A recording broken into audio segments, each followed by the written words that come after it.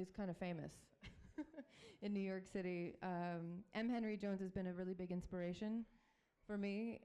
He's actually created the first rock music video as an animator, and he's going to be launching a show at MoMA on October 31st. They've taken his work and they have converted it into Dolby, so his work has sort of transcended into different realms, into different times.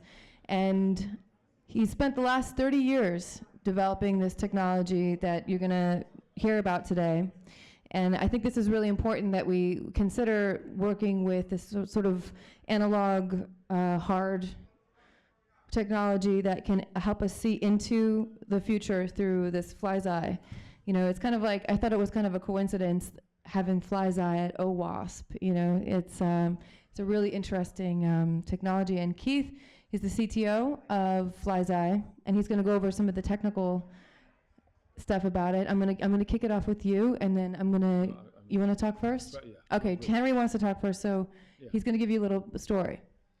So I met up with Keith many years ago, and it's not a process. The fly's eye images that you see out in the hallway were not done by just me alone. I have about 6 or 7 people I work with, and Keith has been there from the very beginning, and he helps figure out a lot of the technical stuff, and he's also very artistically inclined. So I'm really happy to have him, and I just wanted to mention that, you know, in the works you see out there, and you're welcome to come out when we get done giving our little talk, and I'll show you a little bit of stuff I'm talking about. But what we're doing with that project is essentially fragmenting reality and breaking it into little pieces and then reconstructing it photographically. It's been sort of a quest of mine for many of years, and I worked in lenticular photography for a number of years, and now I find that I work with Photoshop and all different types of computer stuff that wasn't even around when I began this work. But Keith has a really very erudite thing he put together. It's PowerPoint, and it goes through a lot of the technical stuff, and I thought he's really great with that. So I'm going to, without taking up a lot of people's time, I'm going to give you over to Keith, my good friend. All right. Well, thank you, Henry. And thank you, Natasha and OWASP and Microsoft for having us here. And yeah, let's just start here. So here you see the fly's eye image, as you saw out in the hallway. And if you see, it's constructed of over 2,000 little images. And each of those images or imagelets has a view of the subject, a distinct view of the subject. And on top of those images sits a screen, a lens screen. And together, those two things reconstruct a object wave of the subject. And that results in the multidimensional effect that you see. And just to show you what a fly's eye camera looks like, it's an array of lenses and little cameras. And they each, as you see, take a picture from a different viewpoint of the subject, and each little camera captures its own little imagelet. These cameras can be, you know, in the beginning they were real cameras, little itty bitty cameras, and but now we're mostly working with virtual cameras. We have a patent on parts of this process. Mostly it's processing the little images after they go through, and we use a variety of different sort of software effects to enhance the dimensionality of the image. And you know, we'd go through straight. Microsoft, it's in C# right now, so you'd be happy about that. Okay, so once we have them processed, we have this lens array, as you see.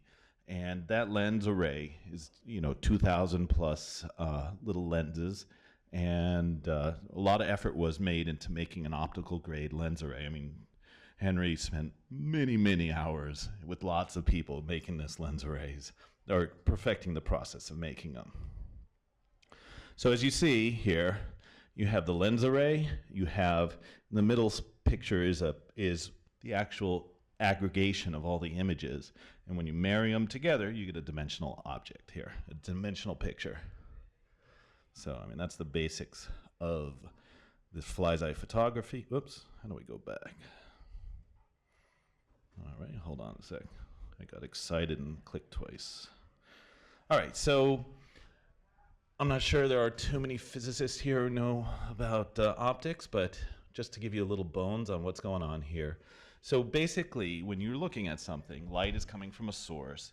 It hits your scene, your object, and when it hits that and then it bounces and comes at your eye, what comes at your eye is an object wave. And that object wave contains information about who, when it bounces off the subject, and that, that information is sort of based in 3 dimensions.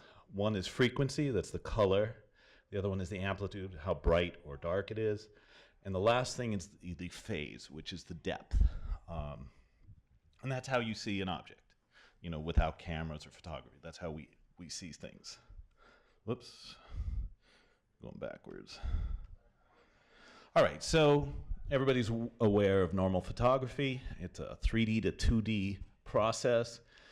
And, for those who are computer scientists, it's basically a map-reduce function. It takes a multi-dimensional object wave and flattens it out and just sort of maps and reduces it. So what happens is the object wave gets summed up in amplitude, the frequency gets averaged, and the phase gets thrown away. And the phase is what gives you depth, and that's what's gone.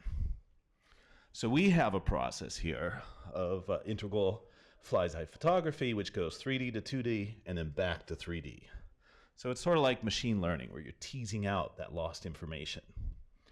And the way that works is that because we know the geometry of each individual viewpoint, it brings all those images together and recovers the phase information, which gives you the depth. That's sort of more or less the theory of fly's eye photography. So our current applications that we're looking at for doing this is a fine art portrait of Jim Jarmusch, if you know who that is.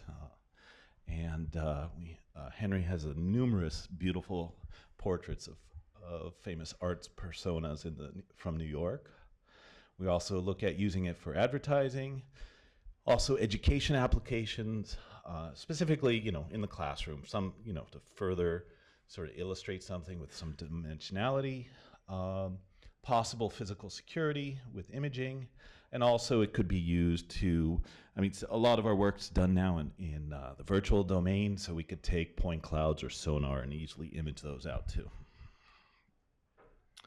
So my last thought, and we appreciate OWASP being here, but one of the thoughts I thought about fly's eye is I know that, this is just sort of a thought, is that, when people, they have their networks and they're worried about, securing them, and they get, I think Alex said very clearly, you have too much information, but in a way it's too much information, you put it into SEIM or something like that, trying to tease out some meaning.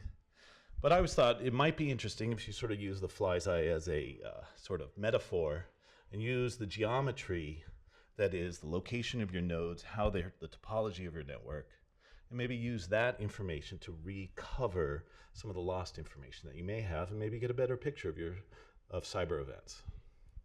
Anyway, yeah. That's it. Thank you very much. All right.